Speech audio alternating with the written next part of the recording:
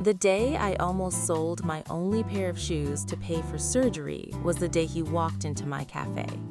I was 22 years old and already negotiating with pain like it was rent. I didn't cry about it, I didn't post about it. I just counted my steps and prayed my hip wouldn't give out in front of customers. The surgery that could fix my leg cost more than 3 years of my salary. I had $87 saved. That morning, I decided if I couldn't afford to fix my body, I would at least stop hoping. What I didn't know was that hope was about to sit at table 7 and order tea. My name is Lily, and this is the story of the day Michael Jackson noticed the limp I tried so hard to hide. I worked in a small corner cafe that most people walked past without remembering.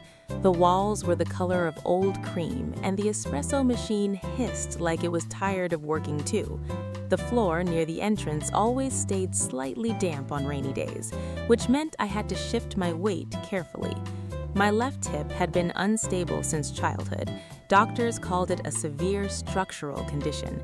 I called it the reason I never ran in school, the reason I avoided stairs, the reason I practiced smiling through pain. Surgery could correct most of it, they said, but surgery required money. Money required time, and time was something pain was slowly stealing from me. Every night, I unfolded the hospital estimate and stared at the total. I memorized it. I imagined it shrinking. I imagined some clerical mistake that would erase half of it. I calculated how many coffees I would have to carry to reach that number. It always ended the same way. I would place the paper back in the envelope and tell myself I was being unrealistic. People like me didn't get rescued. People like me learned to adapt. That afternoon, it was raining hard enough to blur the street outside the cafe window. The bell above the door rang softly and he walked in. Dark jacket, hat pulled low, no announcement, no dramatic entrance, just presence. He didn't look around like a celebrity expecting recognition. He looked around like a man noticing details. He chose the table near the window, table 7. He ordered tea, not coffee, tea. His voice was softer than the rain against the glass. I brought his cup to the table. The floor shifted slightly under my uneven step. My hip tightened without warning. The tray tilted, the porcelain cup trembled. I caught it before it spilled. My breath caught too. I hated moments like that, moments where pain exposed itself in public. I straightened quickly and pretended nothing happened. Most people pretend not to see. He didn't pretend. He didn't stare either. He simply waited until I steadied myself. "Are you okay?" he asked. Not in a loud, concerned way, in a calm, direct way. I nodded automatically. That's what you do when survival depends on looking fine. He came back the next day. Same table, same tea. The cafe was quieter. He asked how long I had been working there. 3 years, I said. He asked if I liked it. I said it paid the bills. He didn't smile at that. He studied my face like he was reading something behind the words. When I turned away, a sharp pulse shot through my hip again, and I had to grab the counter. He stood up halfway from his chair, then paused. That pause mattered. It meant he saw me as capable, not fragile. Over the next week, he returned several times. We spoke more, about small things at first. The rain, the neighborhood, the kind of music I liked. I didn't know who he was, or maybe I did in a distant way, but he carried himself so quietly that fame didn't enter the room with him. One evening, when the cafe was almost empty and the lights were dimmer than usual, he asked me what I would do if I didn't have to work there anymore. The question irritated me at first. It felt unrealistic, but something in his tone made it safe to answer honestly. I said I would study design. I said I would create clothes that didn't hurt bodies like mine. I said I would dance once without calculating how I would land. He asked about doctors. I hesitated. Pride is stubborn, but I told him. I told him about the surgery, about the estimate folded in my drawer, about the way I had stopped believing it would ever happen.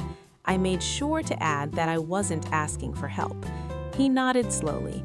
He didn't promise anything. He didn't say the universe would provide. He just asked the name of the hospital and changed the subject. 2 days later, he came in again. The rain had stopped, the sky looked cleaner.